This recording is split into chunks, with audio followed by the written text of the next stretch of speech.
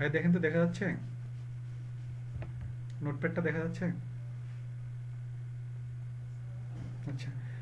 আহ, দেখেন ভাইয়া, আমরা যখন অন পেজ করতে যাব বা অন পেজ এসিও যখন করতে যাব, অন পেজ এসিও করতে গেলে আমাদেরকে কিছু রিকোয়ারমেন্ট ফিল আপ করতে হবে। তো অন পেজ এসিওর অনেকগুলো স্টেপ আছে, তার মধ্যে অনেকগুলো স্টেপ কিন্তু আমরা কি করে আসছি, আমরা ফিল আপ করে আসছি। তার মধ্যে যেমন আমরা অন পেজ এসির করতে যে ব্যাপারগুলো লাগে সেগুলো আমি এখানে 1 নম্বর 2 নম্বর করে রেখে দিচ্ছি, প্লাস আপনাদের সঙ্গে এগুলো নিয়ে কথা বলবো এবং এগুলো আপনাকে আমাকে রেসপন্স করবেন, ঠিক আছে? কারণ এগুলো অলরেডি আপনারা অনেক কিছুই জানেন। জাস্ট অন পেজ এসিওর যে ব্যাপারটা সেটা হচ্ছে, আমরা যখন একটা ওয়েবসাইট ক্রিয়েট করব, সেই ওয়েবসাইটের কি প্লাগইনস কিভাবে ইউজ করতে হবে, একটা পোস্টকে কিভাবে এসইও করতে হবে, এবং সেই এসইও গুলো মানে প্লাগইনস ইউজের মাধ্যমে আমরা ওই পোস্টটাকে কিভাবে অপটিমাইজ করব। এবং আপনারা আমরা সবাই জানি যে হচ্ছে আসলে আমাদের মূল লক্ষ্যটা কি থাকে। মূল লক্ষ্যটা থাকে হচ্ছে আমাদের অন পেজ যে, আজমির ভাই একটু সাউন্ডটা বন্ধ করে দেন। আমাদের যে মূল ইয়েটা থাকে সেটা হচ্ছে মানে আমাদের ওয়েবসাইটে র্যাঙ্কিংয়ে নিয়ে যাওয়ার। তো র্যাঙ্কিংয়ে নিয়ে যাওয়ার জন্য আমরা অলরেডি কি করে আসছি ভাই বলেন তো? একটা টার্গেটেড কিওয়ার্ডস যাতে আমরা খুঁজে পাই এবং একটা ওয়েবসাইটের জন্য ইউজ করতে পারি, তার জন্য আমরা কি করে নিয়ে আসছি, আমরা কিওয়ার্ড রিসার্চ করছি না? আমরা কিওয়ার্ড রিসার্চের মধ্যে কয়েকটা বৈশিষ্ট্য পাইছিলাম। বৈশিষ্ট্যগুলো কি দেখেন, আমার এই নোটপ্যাডটার মধ্যে বলা আছে কিন্তু। Subject related keyword, high search volume, low competition, long tail keyword, buyer keyword, high CPC. তাহলে এগুলোকে মেনটেন করে তো আমরা একটা কিওয়ার্ড কি করলাম, চয়েস করলাম, তাই না? হ্যাঁ, রিসার্চ করলাম, চয়েস করলাম বা অ্যানালাইজ করলাম। তো এগুলো অ্যানালাইজ করার পর আমাদের কি হলো, আমরা যে ওয়েবসাইটে যে আমরা তথ্যটা ইউজ করব সেটা হবে আমাদের কি, যে লং টেল কিওয়ার্ডটা বা যে হচ্ছে বিজনেস কিওয়ার্ডটা আমরা সিলেক্ট করলাম সেটা।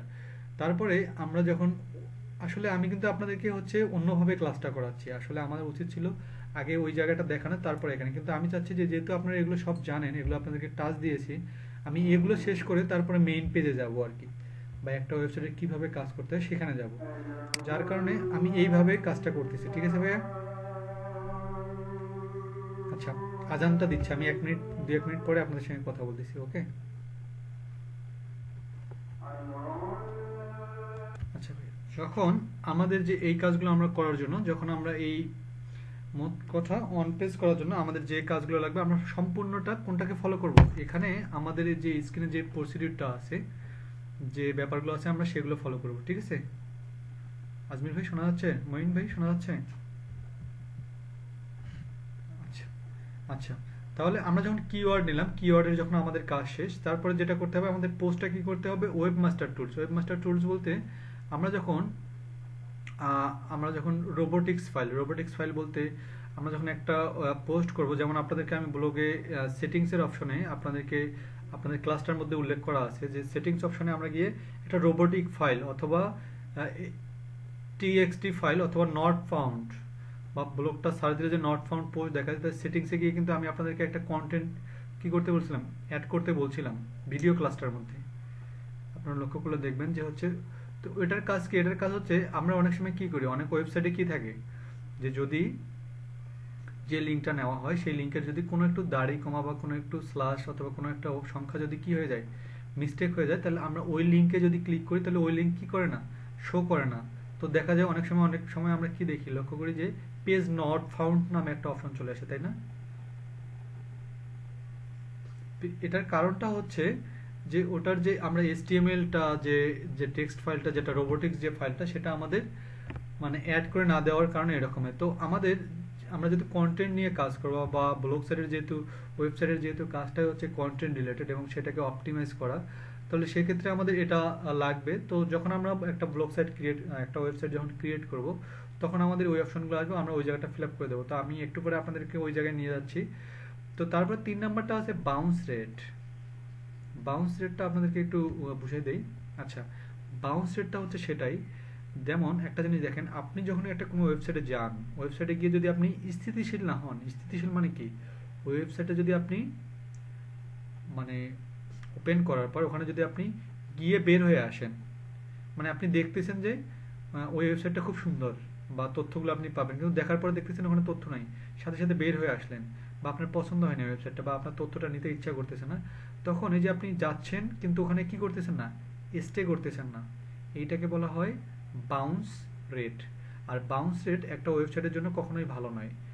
একটা ওয়েবসাইটের বাউন্স রেট যদি কি মানে খুব বেশি হয়, খুব বেশি মানে কি, পাবলিক শুধু ঢুকে আর বের হয়, তার মানে কি এটাকে ইমপ্রেশনেও বলা যায়।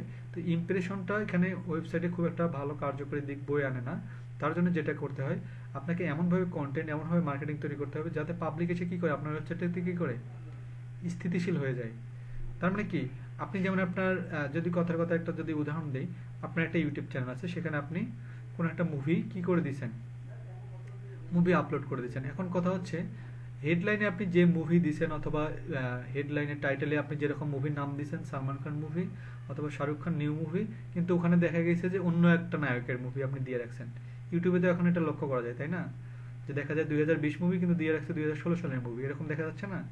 তাহলে এখানে তখন পাবলিক করে কি, গিয়ে সঙ্গে সঙ্গে বের হয়ে আসে যে না, এটা তো ঠিক না, এমন সময় কি রিপোর্টও করে। তো এইটাই, এই সেম সিস্টেমটা যদি হচ্ছে আমাদের ওয়েবসাইটে হয়, তো সেইটাকে বলা হয় বাউন্স রেট। তার মানে ওই মানে ভিজিটরের বা ওই ট্রাফিক থেকে আপনার কখনো কি হবে না, খুব একটা ভালো কাউন্ট হবে না। এবং এটা যখন গুগল অ্যানালাইটিক্স, যখন গুগলের মাধ্যমে বা ওদের অ্যানালাইটিক্সের মাধ্যমে যখন এটাকে রিপোর্ট করে, তখন দেখে যে এই ওয়েবসাইটটার কি বাউন্স রেটটা যথেষ্ট খারাপ, মানে ভালো নয় আর কি, এখানে মানুষ কি স্টে করে না এই ওয়েবসাইটে, তাহলে ওই পেজ বা ওই ওয়েবসাইট কখনো কি হবে না, র্যাঙ্কিংয়ে হবে না। কারণ র্যাঙ্কিং তো তখনই থাকবে যখন ওখানে পাবলিক এসে কি নেবে, সময় দিবে, একটা নির্দিষ্ট সময় কি করবে, স্টে করবে, সেটাই শুধুমাত্র কি হবে, ওটাকে বলে হচ্ছে র্যাঙ্ক হবে। আর তারপরে ওখানে আমি দিচ্ছি ডুয়েল টাইম। ডুয়েল টাইম হচ্ছে বাউন্স রেটের বিপরীতটা হচ্ছে। ডুয়েল টাইম বলতে আপনি একটা ওয়েবসাইটে যখন হচ্ছে ক্লিক করেন, ডুয়েল টাইম বলতে এটাকে বোঝাচ্ছে আর কি, যে এখানে যেটা আছে, এই ডুয়েল টাইমটা আপনি যতক্ষণ একটা ওয়েবসাইটে ক্রিয়েট করেন বা ওয়েবসাইটে যখন থাকবেন, সেই ওয়েবসাইটের মধ্যে একটা পাবলিক যখন ঢুকে যতক্ষণ স্টে করে, তার মানে ওই পেজের অন্যান্য লিঙ্ক, অন্যান্য তথ্যগুলো তারা নিচ্ছে, মানে যতক্ষণ আর কি ওই লিঙ্কটার মধ্যে সে কি করবে, স্টে করবে, ওইটাকে বলা হবে যে ডুয়েল টাইম। আর একটা ওয়েবসাইটের ডুয়েল টাইম যত ভালো, মানে অবস্থান বা স্টে করার টাইমটা যত ভালো, সেই ওয়েবসাইটে র্যাঙ্কিং হওয়ার পসিবিলিটি কি ততটাই ভালো। তারপরে চলে আসলো যে এটাকে বলা হয় যে সিটিআর। সিটিআর বলতে এই যে ক্লিক থ্রো রেট, এই যে আমি 3 নম্বরে যেটা দেখাচ্ছি, click through rate. Click through রেটটা হচ্ছে সেটাই, আপনি যখন আপনাদের মনে আছে কিনা যে হচ্ছে আমরা 3 নম্বর ক্লাসে বা 4 নম্বর ক্লাসে সিপিসি নামে একটা তথ্য বের করছিলাম, তাই না, মনে আছে?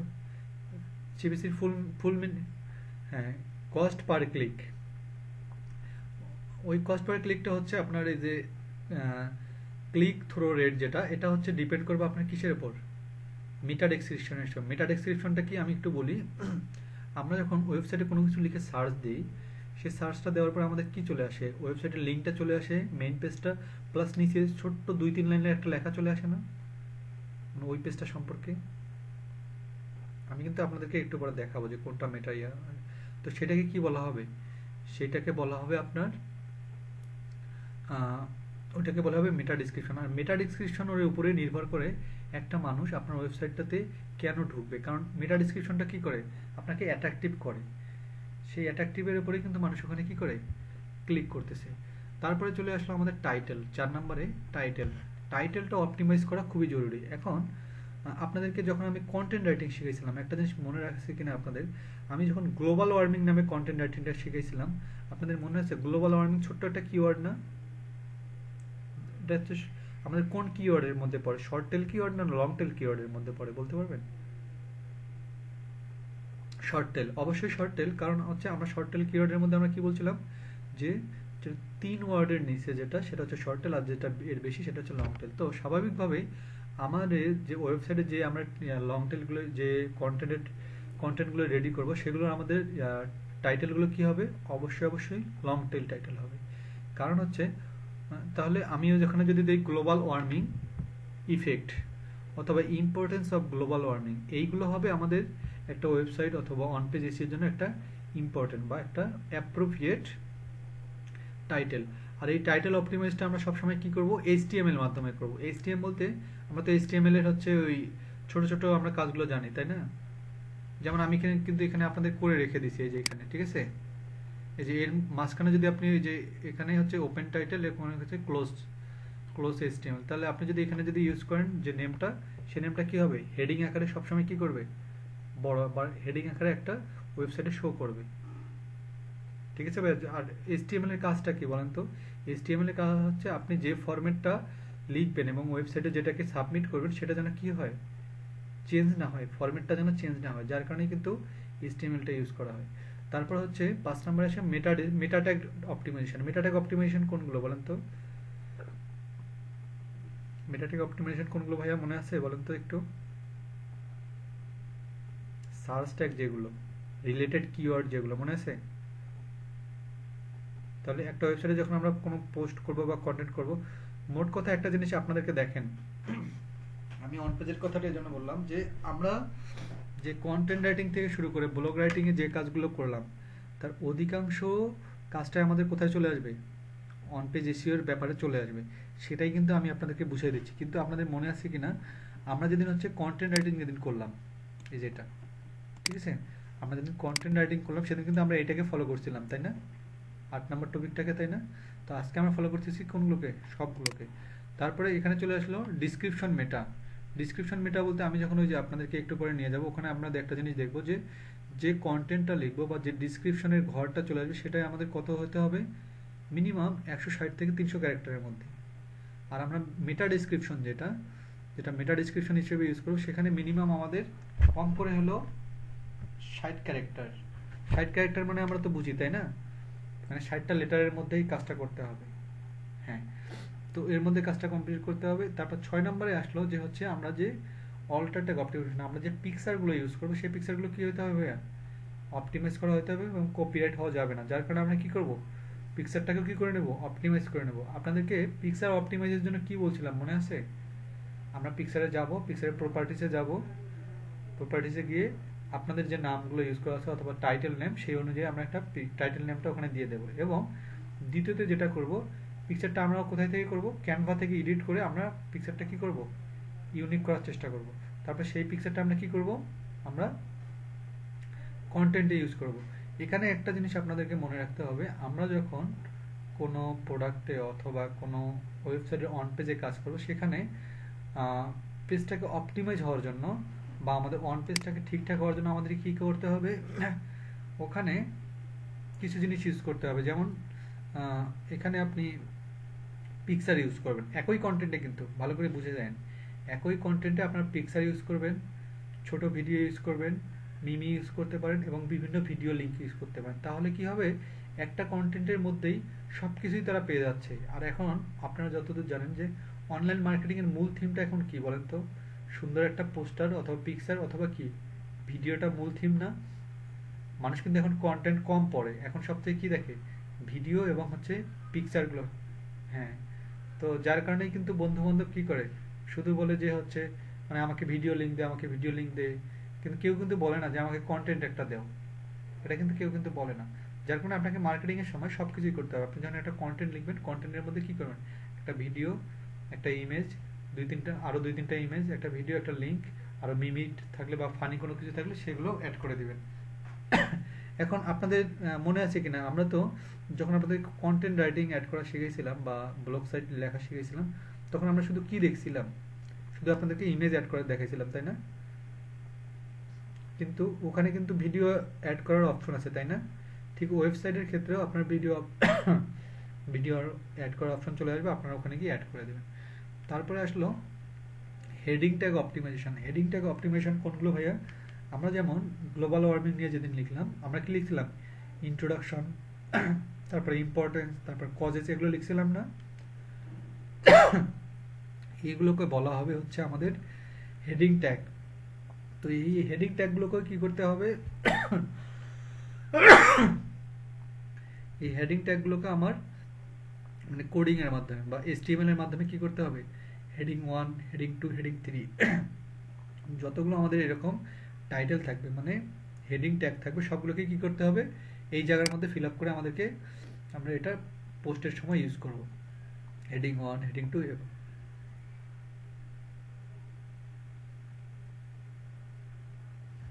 না, প্রোগ্রামিং ল্যাঙ্গুয়েজ লাগবে না। আমরা শুধুমাত্র ওয়েবসাইটে পোস্টিং করার জন্য, একটা পোস্ট ক্রিয়েট করার জন্য আমরা শুধু HTML টুকু ইউজ করলে হয়ে যাচ্ছে, আমাদের বেশি কিছু লাগবে না, ঠিক আছে? আচ্ছা, এরপরে ভাই আমরা চলে আসি এবার কন্টেন্টের ব্যাপারটা। এখানে তো আমরা সবগুলো বলে আসলাম।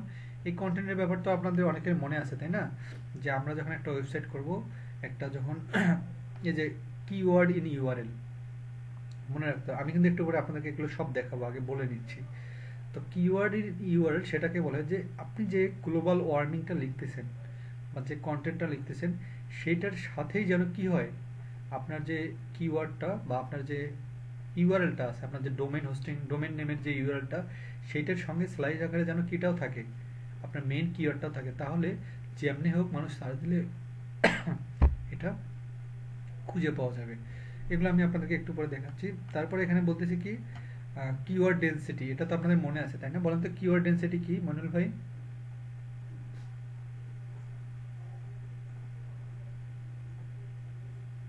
হ্যাঁ, অবশ্যই অবশ্যই, ওটা বারবার বেশি ইউজ করা যাবে না। তারপরে আসলে হেডিং 1 হেডিং 2, এটা তো আমি ওখানে বলে আসলাম। Keyword in contents, image alter set, তারপর ওয়ান আউটবাউন্ড লিঙ্ক। আচ্ছা, একটা যখন ওয়েবসাইটে যখন আমরা অন পেজের কাজ করব, যখন যে পোস্টটাকে করব, ওখানে অবশ্যই অবশ্যই একটা ইনবাউন্ড লিঙ্ক এবং আউটবাউন্ড লিঙ্ক হতে হবে।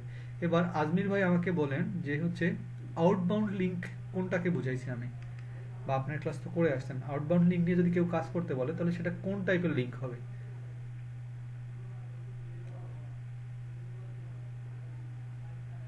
আপনার সাউন্ডটা শোনা যাচ্ছে না, আপনি হচ্ছে আনমিউট করেন।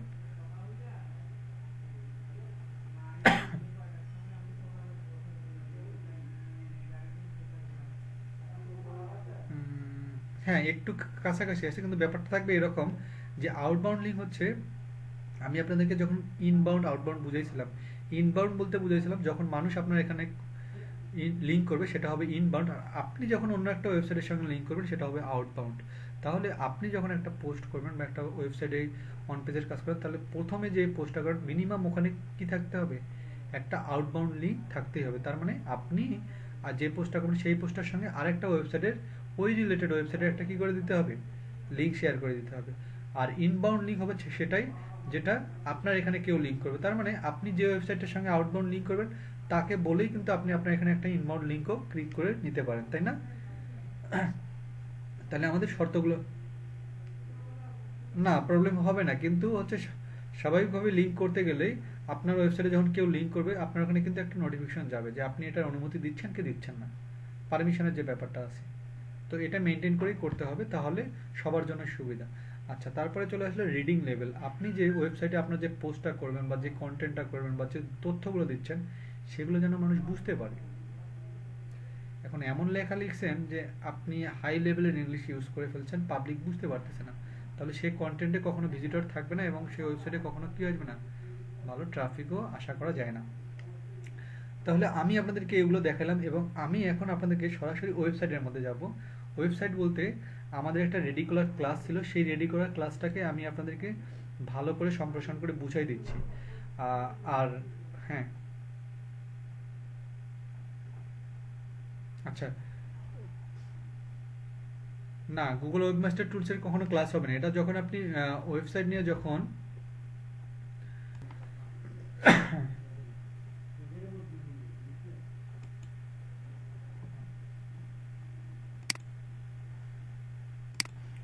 আচ্ছা ভাই দেখেন তো, আমি একটা হচ্ছে নতুন স্ক্রিন শেয়ার করলাম, এটা দেখা যাচ্ছে দেখেন তো। আচ্ছা, এটা কিন্তু হচ্ছে আমাদের রেডি করা একটা ক্লাস, এটাই আমি আপনাদেরকে বুঝিয়ে দিচ্ছি। দেখেন, যখন আমরা কোনো একটা, ভালো করে বুঝে দেখবেন, ঠিক আছে? আমরা যখন কোনো একটা ওয়েবসাইটে যাব, আমরা যখন একটা ওয়েবসাইট আপডেট করতে যাব অথবা আমরা এসইও কাজ করতে যাব, তখন আমাদের কি কি করতে হবে? আহ, উনি বায়ার আপনাকে কি করে দিতে হবে, বায়ার আপনাকে কি করে দিবে ভাইয়া? বায়ার আপনাকে অ্যাক্সেস দিয়ে দেবে ওই ওয়েবসাইটে ঢুকে ওই ওয়েবসাইটের পোস্টটাকে নিয়ে কাজ করার জন্য বা ওইটাকে এসইও করার জন্য। তাহলে আপনি যেটা করবেন, আপনি ওনার ওয়েবসাইটে যাবেন এবং যাওয়ার পর পরেই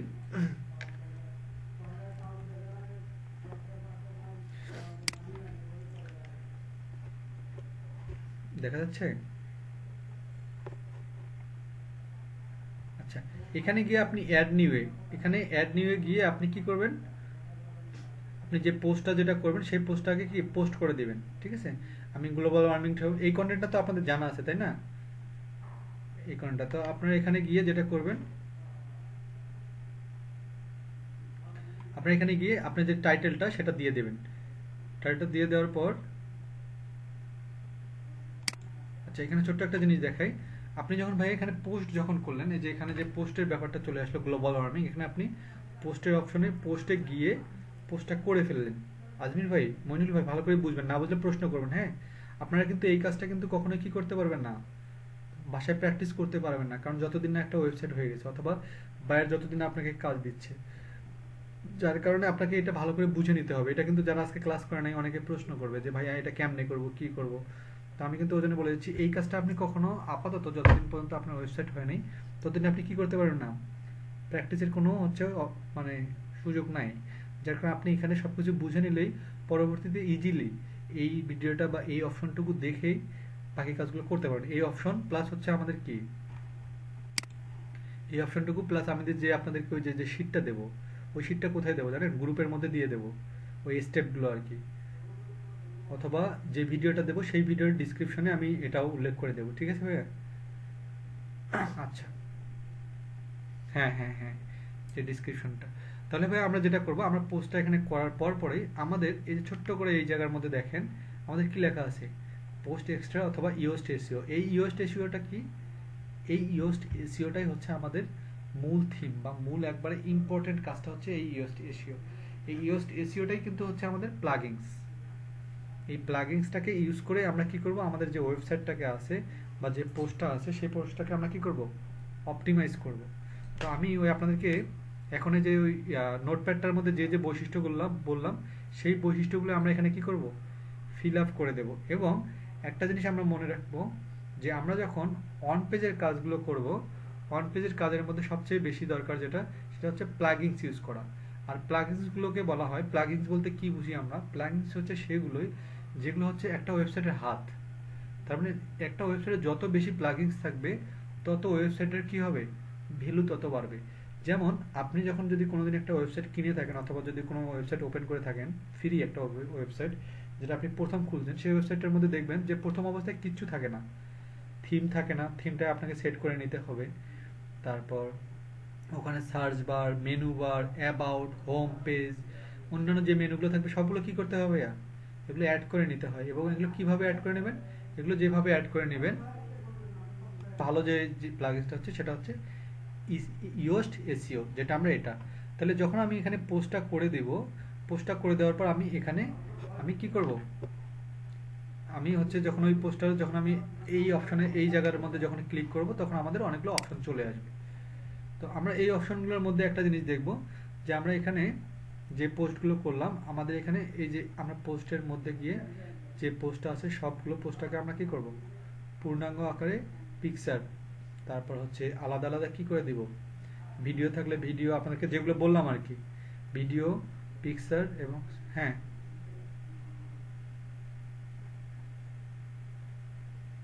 প্লাগিংসটা যদি হচ্ছে সে যদি আপনাকে বলে যে প্লাগিংস করে দিতে হবে, তাহলে হচ্ছে প্লাগিংসটা আপনাকে অ্যাড করতে হবে। আর অধিকাংশ সময় যেটা থাকে, প্লাগিংসটা হচ্ছে ওনারাই কি করে দেয়, ওনারা প্লাগিংস অ্যাড করাই থাকে, আপনি শুধু এসইও স্টার্ট কাজটা করে দেবেন।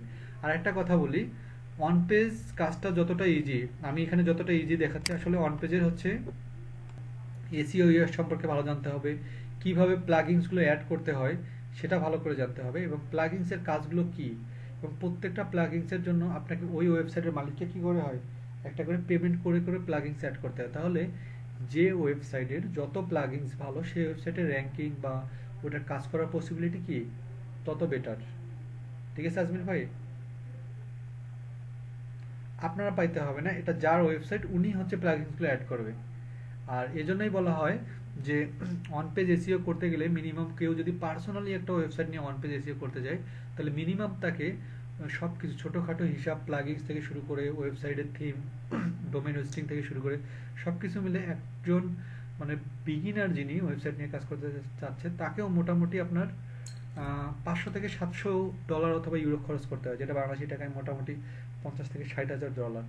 আর যার কারণে আপনি ততক্ষণ পর্যন্তই আপনি একটা ওয়েবসাইটকে র্যাঙ্কিংয়ে নিতে পারবেন না যতদিন পর্যন্ত ওটার পিছনে 5-6 মাস 7-8 মাস আপনি প্রচুর পরিমাণে কি করতে পারতেছেন না, কন্ট্রিবিউশন করতে পারবেন না।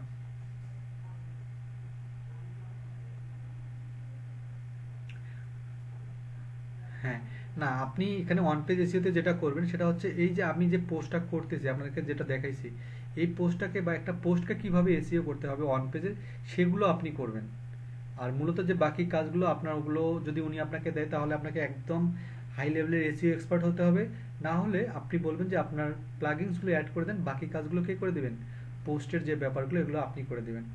আর আপনারা একটা জিনিস জেনে থাকবেন যে ওয়েব অ্যানালাইটিক্সের মধ্যে বা গুগল অ্যানালাইটিক্সের মধ্যে কোনো ওয়েবসাইট, আমি আবারও বলতেছি, কোনো ওয়েবসাইট আজীবনের জন্য স্থিতিশীল নয়। এক নম্বরে সে সারা জীবন থাকে না, কারণ ওয়েবসাইট কিছুদিন পর পরে তাদের যে রিকোয়ারমেন্টগুলো যেগুলোকে বলা হচ্ছে প্লাগিংস বা তাদের যে টুলসগুলো সেগুলো কিছুদিন পর পর চেঞ্জ করে, যার কারণে একজন এসইও অপটিমাইজারকে কি করতে হয়, সবসময় আপডেট রাখতে হয় যে যে গুগল কোন কোন প্লাগিংসগুলো চাচ্ছে, সেই প্লাগিংসগুলোকে ইউজ করে আমার পেজটাকে সবসময় কি করা, আপডেট রাখা। শুধুমাত্র তখনই একটা পেজ র্যাঙ্কিংয়ে থাকে, তাছাড়া একটা পেজ কখনোই র্যাঙ্কিংয়ে আজীবন থাকে না। ঠিক আছে ভাইয়া? আচ্ছা, আপডেট নিউজগুলো ওই যে এগুলো আপনাকে ওই যে ওয়েব মাস্টার টুলসের মাধ্যমে বা বিভিন্ন ইয়ের মাধ্যমে জানতে হবে যে আপনার ওয়েবসাইটের মধ্যে এখন কোনটা কোনটা অ্যাড করা দরকার।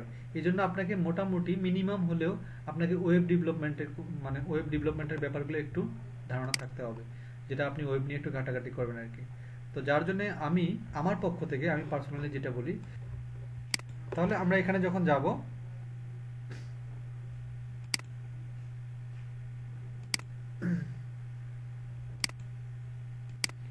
আচ্ছা আমরা এই জায়গাটা যখন চলে আসব, ওই যে কোনটা ভাইয়া করলাম, আমি এখন পোস্টটা করলাম, পোস্টটা করার পর কোথায় ক্লিক দেবো, এসইও ইউজড, তাই না?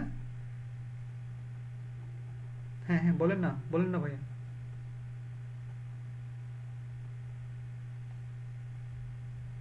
হ্যাঁ হ্যাঁ, এই পোস্টটা আপনাদেরকেই করতে হবে, যেটাকে কন্টেন্ট রাইটিং এর কাছ থেকে আপনাকে,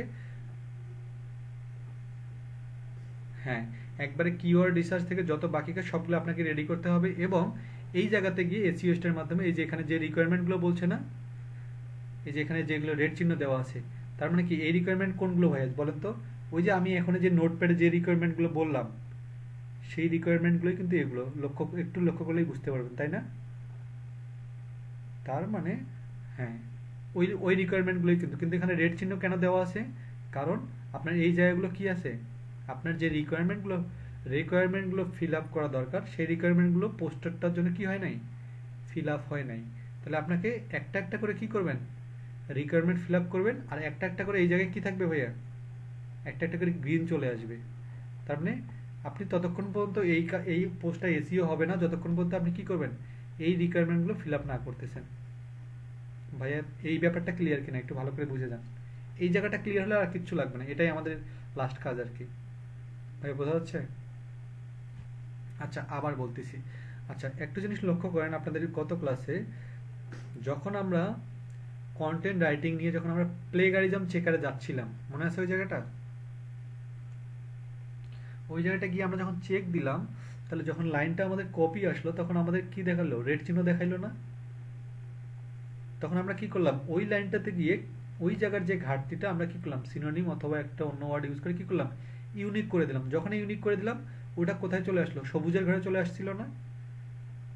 তাহলে ঠিক হচ্ছে আপনাদের ওই জিনিসটাই মাথায় রাখলে হবে যে ভাইয়া আমরা এখানে যেহেতু, এখানে দেখেন তো এখানে কি দিছে, গুড রেজাল্ট 1, তাই না? তার মানে কি এখানে কি বলা আছে, টেক্সট লেন্থ, তার মানে আমরা যে পোস্টটা করছি সেই পোস্টটা 1042 ওয়ার্ডের মধ্যে আছে, তাই না? 1042 ওয়ার্ডের মধ্যে আছে, এবং এটা কি হয়েছে, একটা পোস্টের জন্য অ্যাপ্রোপ্রিয়েট, একটা পোস্টের জন্য যেটা থাকা দরকার সেটা থাকছে। তার মানে কি আমার এখানে আমি যে পোস্টটা প্রথমেই করলাম, এই যে এখানে এই জায়গাতে গিয়ে যে পোস্টটা প্রথমেই করলাম ফাঁকা ঘরে, তার জন্য শুধুমাত্র এখানে যতগুলো রিকোয়ারমেন্ট ফিল আপ করা দরকার, শুধুমাত্র কয়টা রিকোয়ারমেন্ট সুন্দর হয়েছে, একটা। ভাই বুঝতে পারছেন ব্যাপারটা? শুধু একটা রিকোয়ারমেন্ট ফিল আপ হওয়ার কারণে তারা আমাকে কি বলছে, গুড জব, একটা ভালো হয়েছে।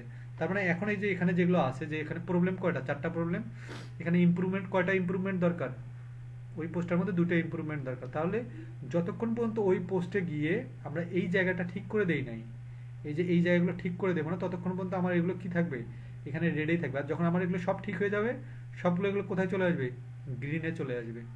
আর যখন এগুলো এরকম সব কিছু 100% সব কিছু ওকে হয়ে যাবে, তখন আমরা কি করতে পারবো, এই পোস্টটা পাবলিশ করতে পারবো। বোঝা যাচ্ছে ভাইয়া? আচ্ছা, এবার তাহলে আমরা একটা একটা করে ওখানে কি করব, আমরা ইয়া করব, আর একটা একটা করে কি করব, আমরা একটা একটা করব, একটা একটা করে ওকে হবে আর কি। তাহলে এখান থেকে আমরা এখন কি বলছে ওখানে, দেখেন ওই প্রবলেমসের 2 নম্বর করে দেখেন ইন্টারনাল লিঙ্কস বলছে।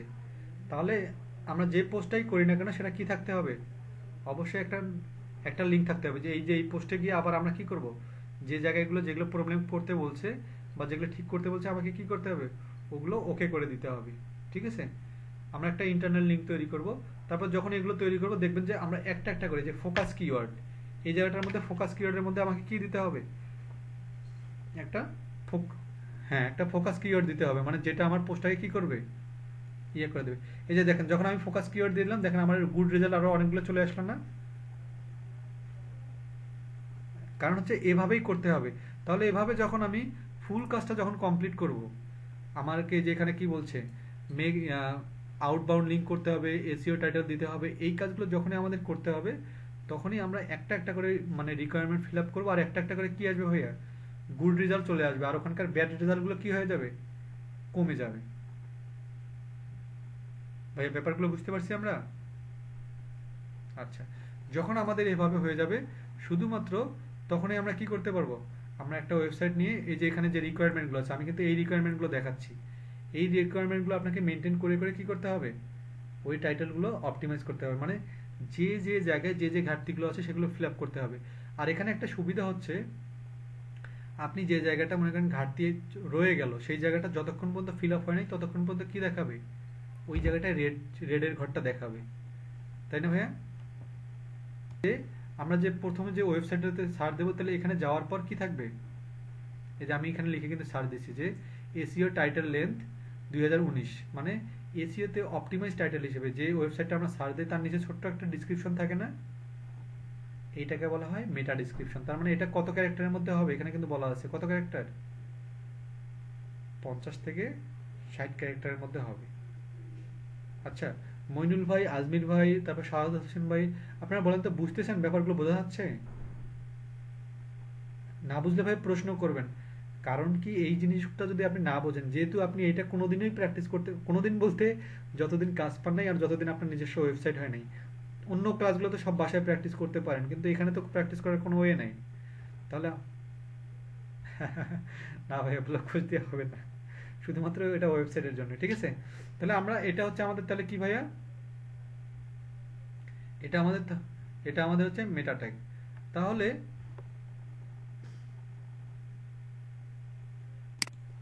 তাহলে এটা যখন আমাদের মেটা ট্যাগগুলো ইউজ করলাম, তাহলে এইটাকে বৈশিষ্ট্যটা ফলো করে আমাদের কি করতে হবে, কাজটা কমপ্লিট করে দিতে হবে। তাহলে আমরা এখান থেকে আবার পোস্টে যাব, ওখানে গিয়ে যে যে রিকোয়ারমেন্টগুলো আছে সেই রিকোয়ারমেন্টগুলো কি করব, একটা করে ফিল আপ করবো, একটা করে আমাদের গুড রেজাল্ট আসবে, একটা করে ফিল আপ করবো, একটা করে গুড রেজাল্ট আসবে। যখন আমাদের সবগুলো কি হয়ে যাবে ভাইয়া, যখন পূর্ণাঙ্গ হয়ে যাবে, ঠিক আছে, সব যখন রিকোয়ারমেন্ট যখন সব ফিল হবে, কোন রিকোয়ারমেন্টগুলো বলেন তো, ওই যে আমি নোটপ্যাডে যেগুলো লিখে রাখছিলাম, এবং এখানে এই যে এই জায়গার মধ্যে হচ্ছে, এই যে এই জায়গার মধ্যে দেখেন, এখানে সবগুলো তাহলে কি হচ্ছে, ওই আমাদের গ্রিন সিগন্যালটা বেশি হয়ে যাচ্ছে না, আর এগুলো কমতেছে কিন্তু, হ্যাঁ। তাহলে আমরা যখন এই রিকোয়ারমেন্টগুলো একটু একটু করে যখন বাড়াবো, আমাদের যখন সব রিকোয়ারমেন্ট কি হয়ে যাবে, ফিল আপ হয়ে যাবে, তখন আমরা কি করব, এই যে তারপরে এই যে যখন আমাদের ওই রিকোয়ারমেন্টগুলো ফিল আপ হয়ে যাবে, আমরা কোথায় দেবো, এই টাইটেল স্লাগে আমরা কি দেব, গ্লোবাল ওয়ার্মিংটাও লিখে দেব। তারপর এখানে কি দেব, মেটা ডেসক্রিপশন। হ্যাঁ হ্যাঁ, ওই যখন আপনার ওই রিকোয়ারমেন্টগুলো ফিল আপ হবে, তার নিচের অপশনে দেখলেই বুঝতে পারবেন, নিচের অপশনে একটা ঘর থাকবে, ওখানে টাইটেল অপশনে ক্লিক করলে আপনাদের এই 3টা ঘর চলে আসবে। তাহলে আপনি এখানে গিয়ে টাইটেল নেমটা বসাই দিবেন, এই যে টাইটেল অপশনে টাইটেলটা কি হবে, যে কন্টেনার আছেন সেটা। তারপরে এই স্লাগের মধ্যে কি দিবেন, ওই আবার টাইটেলটা কি আকারে দিবেন, লিখে দিবেন, হাতে লিখে দেবেন। তারপর এটা হচ্ছে মেটা ডেসক্রিপশন। মেটা ডেসক্রিপশন কোনটা, এবার আপনি আমাকে বলেন, বলেন তো আজমির ভাই, মেটা ডেসক্রিপশন তাহলে কোনটা? জি, হ্যাঁ ওইটা হচ্ছে, তার মানে গ্লোবাল ওয়ার্মিং লিখে কেউ যদি আমার ওয়েবসাইটটা সার্চ দিলে খুঁজে পায়, তার নিচে যেন সংক্ষেপে এইটাকে মানে কি করে, মানে সারমর্মটা যেন 2-3 লাইনে মানুষ বুঝতে পারে যে ওই ওয়েবসাইটটা ঢুকলে কি হবে, সেটা হচ্ছে মেটা ডেসক্রিপশন। ওকে, এই মেটা ডেসক্রিপশনটা আপনি কি করে দিবেন, হাতে লিখে দিবেন। আর যদি আপনি হাতে না লিখে দেন তাহলে কি হবে, ওই যে আপনি যে পোস্টটা করছেন না, সেই পোস্ট থেকে অটোমেটিক প্রথম 2 লাইন তারা নিয়ে নেবে। কিন্তু আমরা ওভাবে করবো না, কারণ আমরা একটা জিনিস জানি, মেটা ডেসক্রিপশনে যতটা অ্যাট্রাকটিভ হবে মানুষ ওই ওয়েবসাইটে ঢোকার প্রবণতা তত বাড়বে। কেননা আপনি যদি যখন আপনি গ্লোবাল ওয়ার্মিং নিয়ে লিখবেন তখন তো ওখানে প্রথম ভূমিকা টমিকা এই লাইনগুলো থাকবে, তাই না? তাহলে ওটা একটু কেমন হয়। কিন্তু আপনি যদি মেটা ডেসক্রিপশনে যদি ওই কন্টেন্টটার বা আপনি যে পোস্টটা করতেছেন ওই পোস্টটার কি থাকবে, মেইন যে পয়েন্টগুলো সেগুলো যদি আপনি 2-3 কথার মধ্যে উঠাই দেন, তাহলে ওয়েবসাইটটা দেখার সাথে সাথে তারা দেখবে ও আচ্ছা এই কন্টেন্টটার মধ্যে এই গুরুত্বপূর্ণ টপিকটা আছে। তাহলে সংক্ষেপে আপনি উপস্থাপন করতে পারলেন না পাবলিকগুলোর কাছে, যার কারণে আপনি যে পোস্টটা লিখবেন সেই পোস্টের মূল 2-3টা লাইন, মানে ইম্পর্টেন্ট 2-3টা লাইন কোথায় দিবেন, মেটা ডেসক্রিপশনে দিয়ে দিবেন। ঠিক আছে ভাইয়া, এটা হবে আমাদের মেটা ডেসক্রিপশন। তাহলে যখন আমাদের মেটা ডেসক্রিপশন হয়ে যাবে, আমাদের এই কাজগুলো কি হয়ে যাবে, সবগুলো ফিল আপ হয়ে যাবে, এখানে সবগুলো ওয়েল ডান হয়ে যাবে। আমরা একটা একটা করে ওখানে গিয়ে কি করব, আউটবাউন্ড একটা লিঙ্ক করব। তারপর আমরা এখানে ইমেজে হচ্ছে অল্টার ট্যাগ বলতে কি, ইমেজটা অপটিমাইজ করে দেবো, বা ওই যে ট্যাগগুলো আছে এগুলো ইউজ করবো। তারপর এসইও টাইটেলটা কি দেবো, এসইও টাইটেলটা বাড়াই দেবো। মানে আমরা যে টাইটেলটা ইউজ করি সেটা ছোট ছিল না, কি ছিল, শুধু গ্লোবাল ওয়ার্মিং ছিল, তাই না? কিন্তু আমাদেরকে কি বলতেছে, এটা বাড়াইতে হবে। তার মানে যেহেতু ওয়েবসাইটের লিঙ্ক বাড়াইতে কন্টেন্টের নেম, টাইটেল নেম বাড়াইতে হবে, তাহলে আমাকে ওখানে কি করতে হবে, টাইটেল নেম বাড়াই দিতে হবে। তাহলে ওটাও কোথায় চলে আসবে, সবুজের ঘরে চলে আসবে। এভাবে যখন পুরোটাই ফিল আপ হয়ে যাবে তখন আমাদের কি হবে ভাইয়া, আমাদের কন্টেন্টটা কি করার জন্য রেডি আমাদের। আমি দেখি এখানে, আমি একটু দিয়ে দিই। আমি যখন সব কাজগুলো করে ফেলবো, মানে ওই যে রিকোয়ারমেন্টগুলো যখন সব ফিল আপ করে ফেলবো, আমাদের সব কাজ শেষ, দেখছেন আর মাত্র 2-3টে কাজ আছে। এইভাবে করে করে যখন সব কাজ হয়ে যাবে, আমাদের যখন সব কাজ হয়ে যাবে তখন আমরা কি দিয়ে দেব, আমরা এই আমি একটু ছোট্ট একটা জিনিস দেখাই। আচ্ছা, আমাদের যখন সব কাজ হয়ে যাবে, আমার 2-3টে কাজ, এই কাজগুলো যখন আমরা সব কমপ্লিট করে ফেলবো, আমাদের তখন কি হয়ে যাবে, আমরা এটাকে কি করে দেব, এই যে এখানে যে পাবলিশ অপশনটা আছে দেখতে পারতেছেন, এই যে এখানে ছোট্ট করে যে পাবলিশ অপশনটা আছে, এখানে গিয়ে কি করে দেব, পোস্টটা পাবলিশ করে দেব। এই যে এখানে গিয়ে পাবলিশ, সবকিছু যখন আমাদের হয়ে যাবে 100%, এটা কিন্তু একটাও থাকবে না, হ্যাঁ, ইমপ্রুভমেন্ট সবগুলো এখানে কি হয়ে যাবে, গ্রিন হয়ে যাবে। মানে যে যে রিকোয়ারমেন্টগুলো ফিল আপ করবো সব হয়ে যাবে।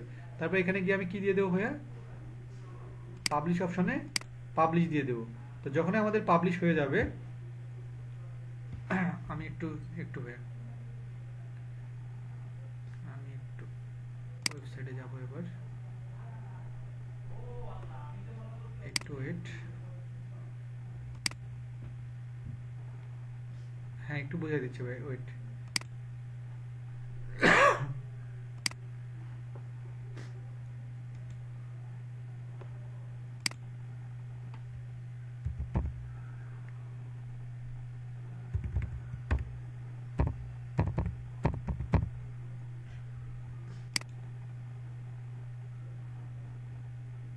আচ্ছা,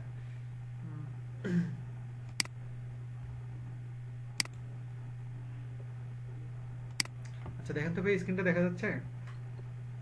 আচ্ছা, যখন আমরা গ্লোবাল ওয়ার্মিংটা পোস্ট করব তখন আমরা এবার আপনাদেরকে বোঝাই কোনটা মেটা ডেসক্রিপশন। তাহলে ওই যে আমরা ওই যে মেটা ডেসক্রিপশনের ঘরে যেটা দিলাম সেটা থাকবে কোথায় ভাই, এই যে এখানে। ওকে, এই জায়গায় থাকবে মেটা ডেসক্রিপশন, এটা শো করাবে। তাহলে মানুষ যখন এটা দেখতে আসবে, এখানে এইটা যখন খুব একটা অ্যাট্রাকটিভ করে দেবেন আপনি মার্কেটিং লেভেল, বা অ্যাট্রাকটিভ যখন করে দেবেন, তখন অনেক সময় কি করে মানুষ এটা দেখেও কিন্তু ক্লিক করে।